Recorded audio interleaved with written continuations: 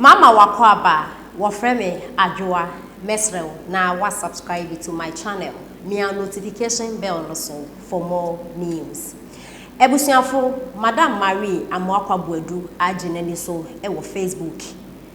Na neni so awaji na ne se Ghana phobia kom adwen de akere no awmo adi na temanya atemketo akra ebimo ekere sese bio onim yansa ena eye insemhu ena odi ewo internet ne so nti onye careful na ebusuafo denti ena Ghana fo ede ensem we ama Marie amwakwa buedu ode ensem bia betudwa afa Vice President Dr. Bawumia no ho a ense emfata eno ena enam so Ghana fo bi akomadwen ede akere no na ebusuafo ansa na mede ensem Ghana fo aka ena ensem a Marie ekan ti enam so Ghana fo aya no mo ma menka we kakra na Marie amwakwa buedu no bibia ye boko oye sure pa se ne woye no eye boko eye adwinmu da ho na wo de ye eye ni da ho na wo de ye anase ne woye no fi se ye papa nti na woye adenti na woye sa ne woye ni na edien na wo pese wunya.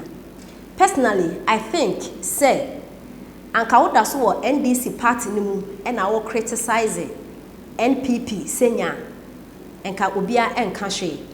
But wo Maria amwakwa buedu wa na wo se wo ye NPP ni na wo hwe na wo se His Excellency Nana Dankwa Akufo-Addo na member no enko yie nti wo bekọ NDC na wo kọ NDC so wakọtena ase ehu se oman panida da John Dramani Mahama enti memboa wo man Ghana enti wasan so aba back to NPP wa be support Honorable Kennedy Akompre Japan anka ye fine because Honorable de amanfo bebre na wo gidi woni mu se obeye president a ebeboa. But Marie ye ba wo platform so ni ye behwe ensem a wo kan a wankasa wo se wo ye campaign e de ama NPP ama yoko na eye time because ye fan is Honorable Kennedy Akompre Japan every 4th November no wa be flag bearer de ama NPP ama yoko na ensem a mo aka atwa mu nwahie Ghana fo se de to ye ntrim ato ye ntrim mo expect Ghana for say the woman be catching later na engineer na said den madam ne wo ye na enye Honorable Kennedy Akompre Japan ekoya de na say enye ena no what to abeyo kan show down or threat president NPP supporters ni bi kokan mo be hwe internet ne so Honorable Kennedy Akompre Japan ne supporters entie baby ani atem didi omo NPP for enya semketo akra nanso Vice President Dr. Bawumia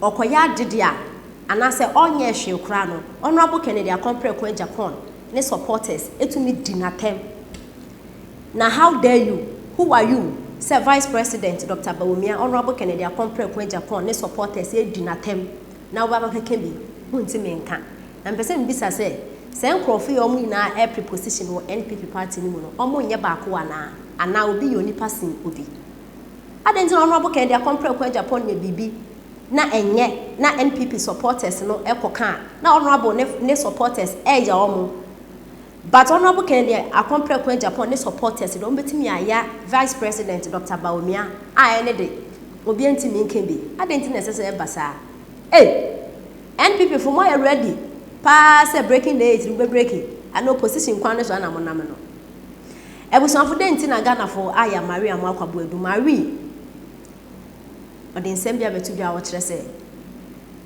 audio bi trending wo internet ne so allegedly say Vice President Dr. Bawumia ene kwabenya dome kwabenya MP Honorable Adwa Safo ada wo Parliament House ehun seme trend wo internet ne so na de ade aneno na Maria amwakwa buedu kire se Vice President de adwama ne nyende oye ya ache na mba ono mo de da ne nyasem keto akwa ne nsema Maria kika nye ensema esefata ene nam so Ghana fu bi akomadwen ede ache na busanfo yenti ensema Maria kan ne kakra ne beti ensema Ghana fu bi so akan ede ache no ye Vice President na se woni mad da rough MPs woni bi da e wo bowura institutions na woni bi da jiso oba bi enwura wo office na wono wo mo deda na ebeto manima me bo Ghana fu amane me se monko bisa Bawumia woni ma na da rough. That's number one. Expose number one. More to come. Samira Bawumia.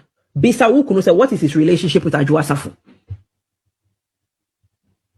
Samira Bawumia, ask your husband, has he had an affair with Ajua Safu before? Has he had sexual intercourse with Ajua Safu? Bisa Bawumia. Samira Bawumia. Bisa wukunu Bawumia. So oni Ajua Safu adana. No, mimi chinkwa siyasem. Bisa no.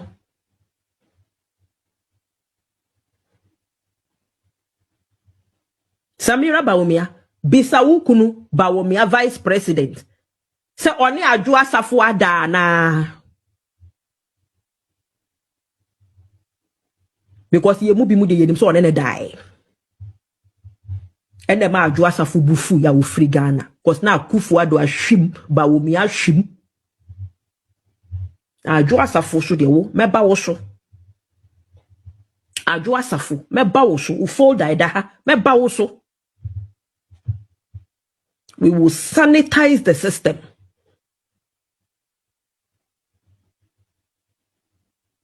Ajua Safu meba wo so. Cause em se wudi wa ho ofechi wo Ghana ho. Na omo kokan so a na wo de na wo de blackmail nkrofo na de threaten nkrofo na adwuma ye de ahye won sa na wagya constituency gu wo na wonanam. Close your legs Ajua Safu ka wonan tum. Ka wonan fatum. Bawumia usu tu zipum. Vice President Bawumia tu zipum. Tu zipum. Uzip no tum. Tu zipum Bawumia. Tu zipum. And now you one. Some se mo pe showdown. Mo se mo bedin some phone.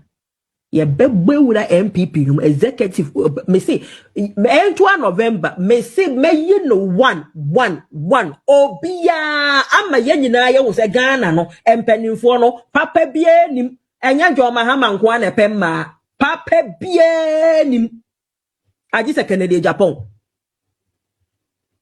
cause on the in May 22 waye bi no wajai. Ba mona mo portrait se mo de mo yere mo ba akopɛ Bawumia na di kan enso ensem hunu a mo bɔ no Jubilee House ho no na mo sex videos nyina beba Kennedy Japan ti ade a me na nka men susu da se meye mo ho abufu eye minti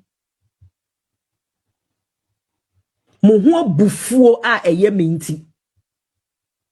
From now going, just a mensanka, mubehu.